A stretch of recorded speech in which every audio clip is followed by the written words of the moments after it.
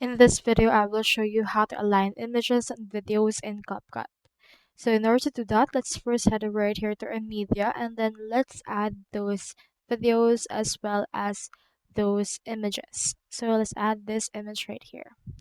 Now what you can do is, as you can see, the images and videos are not yet seen. So what we can do is we can click onto that particular image or video and then just drag them upwards of our video main. Now you can also do the same onto this actual video that we have. Let me just split it for a while in order to make this shorter. Now just drag this right here. As you can see, we have 3 layers. We just need to put this right around here. Now, if you want to align those, what you can do is you can just click onto that particular image or video and then just resize and move it to your actual want or to the position you want it to be. So just align them according to your liking and you should be good to go.